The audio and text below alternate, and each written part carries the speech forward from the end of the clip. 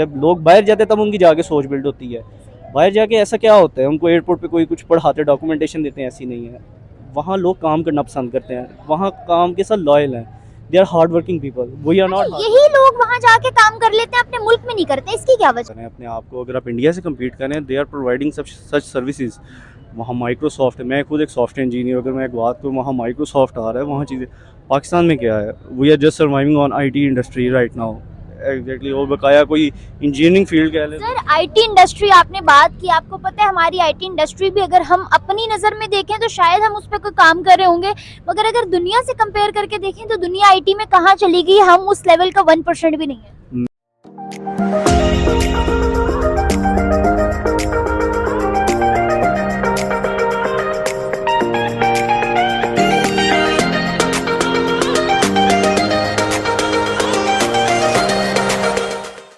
अस्सलाम वालेकुम, नमस्ते एंड सत श्री अकाल व्यूअर्स, आई महबूब नाज और आप लोग देख रहे हैं मेरा यूट्यूब चैनल। वीडियो शुरू करने से पहले मेरे चैनल को लाइक, सब्सक्राइब और बेल आइकन को क्लिक करना बिल्कुल मत भूलिएगा। आज इस टॉपिक पे यहाँ मौजूद आवाम से मैं बात करने जा रही हूँ। मेरा सवाल ये है कि वर्ल्ड बैंक हर साल एक स्टेटमेंट देता है जिसमें हर कंट्री का बैलेंस शामिल होता है कि पूरे साल के अंदर उस मुल्क में कितना पैसा आउटसोर्स से आया है, मतलब उस मुल्क के लोग फॉरेन कंट्री से कितना पैसा कमा के अपने मुल्क के अंदर लाए हैं, उसको कहते हैं रेमिटेंस। और वो रेमिटेंस इस दफ़ा पहली दफ़ा किसी कंट्री ने इतना ज़्यादा अबव द बेल्ट जाके किया है और वो है इंडिया। जी हाँ, पहले सबसे ऊपर चाइना थी, अब चाइना को भी कम्पीट कर गया इंडिया। और इसमें मेजर और मज़े की बात यह है कि वो किसी लेबर का या कोई इंफीरियर कोटे का डाटा नहीं आया, बल्कि उन्होंने अच्छे ओहदों पे फाइज लोगों ने और अच्छी अपॉर्चुनिटीज़ के साथ काम करके वो पैसा अपने मुल्क में भेजा है, जो है $100 बिलियन। जी हाँ, बहुत बड़ी अमाउंट है, $100 बिलियन। तो पाकिस्तानी आवाम से मैं सवाल करूँगी कि पाकिस्तान में क्या लोग फॉरेन कंट्रीज़ में जाते हैं तो उनको अपॉर्चुनिटीज़ नहीं मिलती अच्छी, जो वो अपने मुल्क में इतना पैसा नहीं ला पाते, या फिर पैसा आता है और वो रजिस्टर नहीं होता वर्ल्ड बैंक में, मतलब वो लोग इलीगल तरीके से लाते हैं। और दूसरी जानिब अगर इंडिया में इतना पैसा आया है तो उसकी क्या रीज़न्स हैं, क्या उन लोगों को जॉब अपॉर्चुनिटीज़ बहुत ज़्यादा मिल रही हैं, वो लोग हार्ड वर्किंग ज़्यादा हैं, या फिर अगर देखा जाए तो वहाँ से ज़्यादा टैलेंट निकल के फॉरेन कंट्रीज़ में जाता है अपने मुल्क को सपोर्ट करने के लिए। इन तमाम सवालों के जवाब यहाँ मौजूद पाकिस्तानी अवाम से लेंगे। इस बारे में मेरी क्या राय है ये मैं आपको बताऊँगी वीडियो के एंड में, सो कीप वॉचिंग।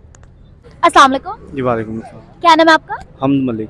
हम सर, मेरा सवाल आज ये है कि हमेशा आपको पता है कि किसी भी मुल्क के लोग जो हैं वो फॉरेन कंट्रीज़ में जाते हैं, वहाँ के अच्छे ओहदों पे फाइज होते हैं, कुछ वहाँ पे as a worker as a labour काम करते हैं, और वहाँ से जो आने वाला पैसा है वो वर्ल्ड बैंक में उसका रिकॉर्ड जाता है और कंट्री जो है उस पर टैक्सेस लगाती है, जो कि मुल्क की इकॉनमी में बेनिफिशियल साबित होते हैं। हमेशा से दुनिया तमाम ममालिक जितना भी करते हैं, अभी तक का रिकॉर्ड इंडिया ने तोड़ा इस दफ़ा। पहले चाइना सबसे ऊपर था, इस दफ़ा इंडिया आया $100 बिलियन की रेमिटेंसी के साथ। आप मुझे बताएं कि ऑन अनदर हैंड साइड अगर हम पाकिस्तान को देखें तो पाकिस्तान के अंदर इस दफ़ा था 29, सिर्फ 29 का रेशो, और वहाँ पे $100 बिलियन। तो आपको क्या लगता है कि क्या वजह है, क्या डिफरेंस है, क्या पाकिस्तानियों को बाहर अच्छी अपॉर्चुनिटीज़ नहीं मिलती और इंडियंस के आगे जाने के क्या रीज़न है? एक्चुअली पाकिस्तान, ये हम कह नहीं सकते कि अच्छी अपॉर्चुनिटी मिलती। मेरे ख्याल से जितने भी लोग गए हैं इंडियन के साथ कम्पीट कर रहे हैं इस टाइम, लेकिन जो मुल्क के हालात और जो सैचुरेशन है, हमारी इकॉनमी जितनी अनस्टेबल है, कोई भी अपना पैसा रजिस्टर नहीं करवाना चाहता। Once they go out from here, they want to live and spend their lives there, they do not want to come there and just कि यहाँ आगे एक पैसा करें। तो मेन रीज़न ये है कि कोई भी यहाँ ना इन्वेस्ट नहीं करना चाहता और ना अपने असासे शो करना चाहता, क्योंकि हमारी गवर्नमेंट की पॉलिसीज़ ऐसी हैं कि वो कोई पे बैक इसका कुछ नहीं देते। एंड देन सेकेंडली वो इसका कोई आउटकम, लाइक हम भी अगर टैक्स पेयर हूँ, मैं भी एक टैक्स पेयर हूँ, मुझे कोई आउटकम नज़र नहीं आ रहा। मुझे, अगर मैं हर जगह जा रहा हूँ, मुझे सिर्फ करप्शन नज़र आ रही है।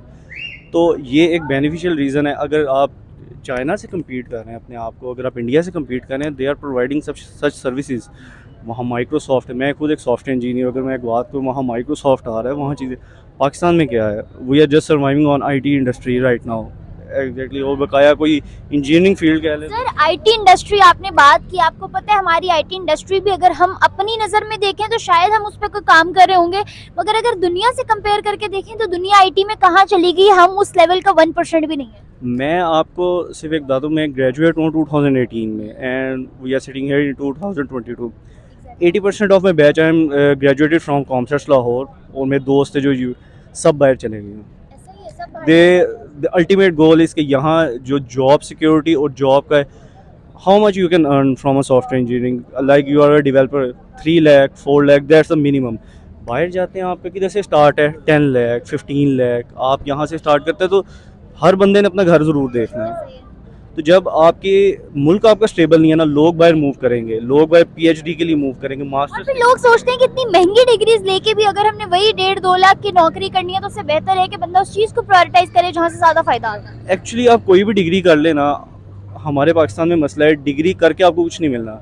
आइदर यू आर फ्रॉम किसी भी डिपार्टमेंट से, आपको स्क्रैच से स्टार्ट करना पड़ना है। हमने भी स्टार्ट किया था कभी, लेकिन मसला है कि no one wants to stay there. आज भी मतलब अगर जिस कंपनी में मैं काम करोगे तो most of they have such thinking कि यार हमें बाहर की कंपनी के साथ हम हो जाए, या हम कोई क्लाइंट मिल जाए जिसके साथ हम इधर बैठ के काम करें, हमने यहाँ का पैसा नहीं कमाना है। मतलब और उसकी आपको नहीं लगता एक बड़ी वजह ये भी है कि हमारा रुपया वो डाउन होता जा रहा है और डॉलर जो है वो बढ़ता जा रहा है, लोग इस चीज़ को प्रेफरेंस देते हैं। और इंडिया के अंदर जो मैंने $100 बिलियन रेमिटेंस की बात की, आपको पता है वो भी ज़्यादातर यूएस से कमाया हुआ है। और इसमें ज़्यादा शॉकिंग बात यह है कि हमेशा कंट्री से मतलब डेवलपिंग कंट्री से डेवलप्ड कंट्रीज़ की तरफ लोग जाते हैं इस वजह से, ताकि वहाँ जाके जो है उनकी नौकरियाँ करें, एज ए लेबर ज़्यादातर काम करते हैं। मगर इस दफ़ा अच्छे ओहदों से जो पैसा आया, अच्छी अमाउंट में जो पैसा आया ना, वो है इंडिया में। और वो कंक्लूड हो गया $100 बिलियन बने, क्योंकि यूके की बात करूं, अगर यूएस की बात करूं, रशिया, मतलब जितनी भी कंट्रीज हैं या अच्छी जो है जगहों पे अच्छे ओहदों पे फाइज लोग आप देखें, गूगल का सीईओ हो गया या कोई भी, अगर ट्विटर का हो गया, किसी भी तरह से, तो उन तमाम लोगों का ताल्लुक इंडिया से। देखें, जो मेन रीज़न मैं आपको बताता हूँ, हम जो है ना एक मजदूर कौम है। We are not the leaders, we are not the world changer, we are nothing. Seriously हमारी मेंटेलिटी आज भी उधर ही खड़ी है कि जॉब करनी है, या कोई एंटरप्रेन्योर्स आप नहीं देखेंगे ज़्यादा। आप कितने साल में कितने कहते हैं स्टार्टअप्स जो हैं सक्सेसफुल हुए हैं। मेरे ख्याल से ये अभी सैचुरेशन हुई है थोड़ी, डॉलर इधर 50+ कंपनीज़ हैं पाकिस्तान से चली गई हैं। ये होती है कि जब आपकी एक मेंटेलिटी और आपकी एक चीज़ है कि काम करने वाली मजदूर वाली है ना, आप उसको चेंज नहीं कर सकते। मुल्क जवाल की तरफ जा रहा है, पॉलिटिक्स देख लें, कोई भी देख लें, तो इस टाइम कुछ भी पाकिस्तान में स्टेबल नहीं है। अगर मैं इधर बैठा हुआ हूँ, मुझे भी एक चीज़ है कि 2023 में मैं किधर स्टैंड कर रहा हूँ, मेरी फैमिली किधर स्टैंड कर रही है। और अभी हम क्या, एक मिडिल क्लास है, अभी हमसे बहुत नीचे लोग हैं, उनका क्या बनेगा वो कुछ पता नहीं। तो आप कभी भी कुछ पाकिस्तान में रहते कुछ एक्सपेक्ट नहीं कर सकते। आइधर आपको कोई बिजनेस है, आइधर आपकी कोई ऐसे यहाँ आर्मी बैकग्राउंड है, सीधी सी बात है। तो मतलब एक आपको ये हर वक्त फिक्र लगी रहती है। अच्छा, और दूसरी जानिब अगर बात करूं, जैसे मैंने भी आपको इंडिया का कहा कि इतनी बड़ी अमाउंट में रेमिटेंस और बाकी तमाम कंट्रीज़ को इस चीज़ में उससे कम्पीट करके पहले नंबर पे आ गया है। मुझे बताएं, वहाँ के लोग क्या बहुत ज़्यादा लॉयल होंगे अपने मुल्क के साथ, या क्या ऐसी वजह है जो उनको अपनी कंट्री की तरफ खींचती है? नो डाउट अब उसमें से बहुत से लोग ऐसे भी होंगे कि जिनकी कंक्लूड नहीं हुई हुई अमाउंट, ये सिर्फ उन लोगों की है जिनकी प्रॉपर जो है तरीके से आई हुई है, जिन्होंने टैक्सेस पे किया हुआ है, जिनकी इंटरनेशनल लेवल पर रजिस्टर हुई है। बहुत ऐसे भी लोग होंगे जिन्होंने नहीं आई। तो सोचें कितनी ज़्यादा अमाउंट में उस मुल्क में पैसा आया है बाहर से। मैं आपको इसका बताता हूँ कि देखें, वहाँ एजुकेशन सिस्टम बहुत ज़बरदस्त है। अगर इंडिया की भी बात की जाए, अगर हम बाहर के क्लाइंट से काम करते हैं तो उधर इंडियंस भी बैठे हैं, they are the most competitive one. Honestly they are the IT की फील्ड में अगर मैं बात करूँ, वो बहुत आगे जा रहे हैं। और उनकी ये बेसिक रीज़न है, वो उठ के बाहर गए, कुछ चीज़ नहीं हुआ। उनकी जो बेसिक एजुकेशन है, जो एजुकेशन सिस्टम है, जो सारा है, वो उनका बेहतरीन है, जिसकी वजह से वो आते हैं, वापस आते हैं, उनका एक पूरा स्ट्रक्चर है और ये सारी चीज़ें। तो जब आपके नौजवान कामयाब होंगे ऐसे। लेकिन आज का मैं आपको बताता हूँ कि आजकल अगर आप देख लें, यूनिवर्सिटीज़ हैं डिफरेंट, आप भी किसी यूनिवर्सिटीज़ हैं जो भी, सॉरी टू से हमारे पास जो इंटरव्यूज़ आते हैं, there is no one competitive, no one. मतलब they are just going there university to get. अगर हम क्रीम भी निकालना चाह रहे हो तो हमारे पास उसके लिए भी कोई बंदा नहीं बचता। देखिए, क्रीम की बात यह है कि क्रीम अब निकाल भी लेंगे ना, अब बड़े बड़े अच्छे लोग हैं, अपॉर्चुनिटीज़ कौन देगा? अपॉर्चुनिटीज़ किधर, कौन कितना कर सकता है? एक बंदा किधर तक हसल कर सकता है, किधर तक वो घूम सकता है। लेकिन at the end of the day they have to come to the basic. अच्छा यार, मैं नौकरी कर लूँ, मेरा घर तो चले। हर एक का बेसिक मनी चाहिए किचन चलाने के लिए। तो मुल्क में अगर देखें, अगर आपका बजट पास होता है कुछ भी, एजुकेशन का कितना सिस्टम है, आईटी टावर्स हमारे इधर कितने हैं। आप लाहौर में बैठे हो, लाहौर की बात करें तो मेन हब है आईटी से रिलेटेड। आईटी का मैं कहता हूँ कि अगर ये हम जोहर टाउन में बैठे हैं इधर, मेरे ख्याल से हर एरिया में 5-7 वेल नोन आपको सॉफ्टवेयर हाउसेज मिल जाएंगे। लेकिन there is no IT park, कुछ नया नहीं हो रहा, एक बस लोग ज़िंदगी गुजार रहे हैं। जब तक सोच नहीं ना बिल्ड होगी। और अच्छा, जब लोग बाहर जाते हैं तब उनकी जाके सोच बिल्ड होती है। बाहर जाके ऐसा क्या होता है, उनको एयरपोर्ट पे कोई कुछ पढ़ाते, डॉक्यूमेंटेशन देते हैं, ऐसी नहीं है। वहाँ लोग काम करना पसंद करते हैं, वहाँ काम के साथ लॉयल हैं, they are hard working people, we are not. यही लोग वहाँ जाके काम कर लेते हैं, अपने मुल्क में नहीं करते, इसकी क्या वजह है? जो आपका कल्चरल होता है ना, कल्चर आपको बहुत इन्फ्लुएंस करता है, आपको जो सोसाइटी नॉर्म्स है ना आपको बहुत ज़्यादा करते हैं। लाइक अगर एक बच्चा अभी भी पढ़ रहा है एंड सोइड से बैचलर्स में है, वो लास्ट सेमेस्टर में, ये देयर पेरेंट्स डिडंट वांट कि यार वो आगे जाके कहीं जॉब करे। हालांकि अगर आप बाहर की देखें, अच्छे खाते पीते लोग भी अपने बच्चों को एक ये ट्रेनिंग ज़रूर देते हैं कि अगर वो बैचलर्स ने स्टार्ट किया है, दे वर्क इन मैकडॉनल्ड्स।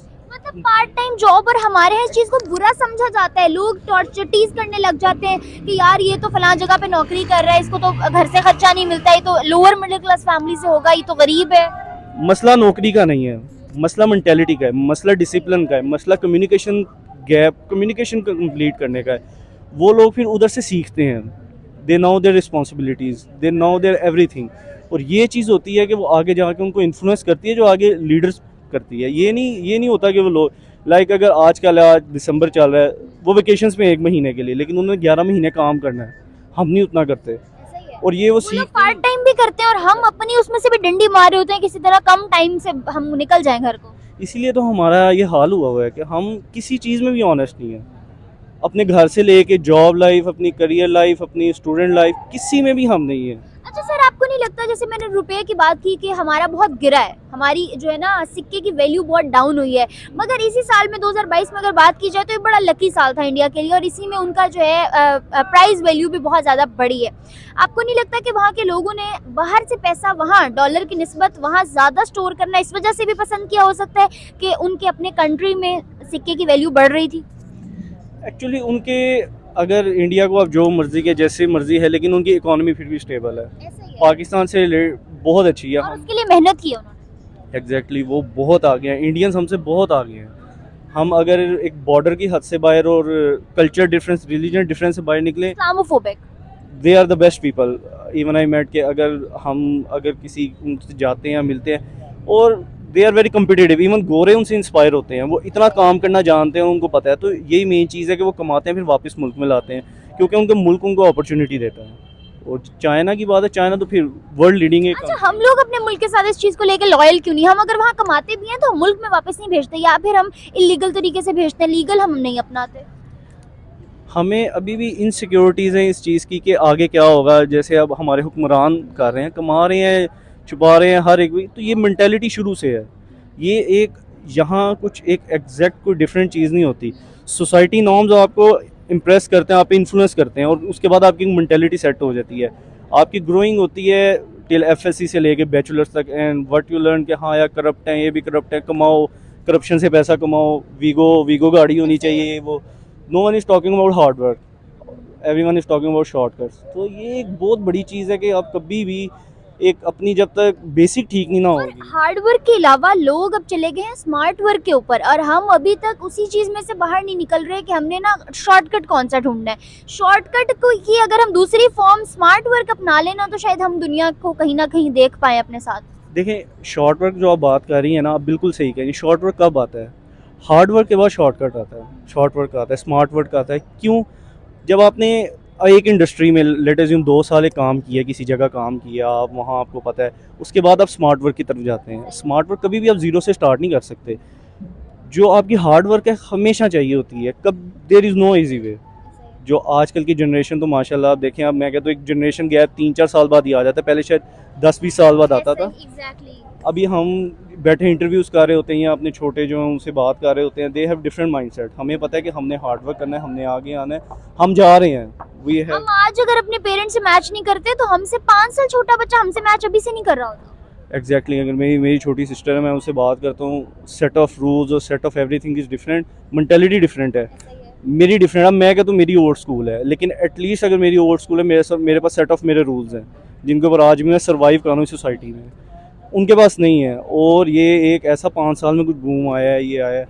लेकिन कुरान में कि हर एक ने अपने असल की तरफ लौट के आना है, तो होप फॉर द बेटरमेंट इंशाल्लाह। एग्जैक्टली। अच्छा, बस last but not the least सवाल मुझे इसका जवाब देते चलें कि आपको लगता है कोई भी मुल्क या कोई भी इंसान, कोई भी चीज़ अगर तरक्की की तरफ जा रही हो और मेहनत को उसने रास्ता बनाया हुआ हो, तो हमें देख के सीखना चाहिए, सारी दुश्मनियों को साइड पर रख के, करंट सिनेरियोज में जो हमारे इंडिया के साथ जितने भी इख्तलाफात हैं उनको साइड पर रख के हम एटलीस्ट देख कर ही सीख लें, करके नहीं सीख रहे थे। बिल्कुल, ये देखें, ये एक कभी भी सोशल मीडिया, खासकर मीडिया को मैं कह देता हूँ, आप उससे इन्फ्लुएंस हो के किसी के साथ रिलेशन नहीं बिगाड़ सकते।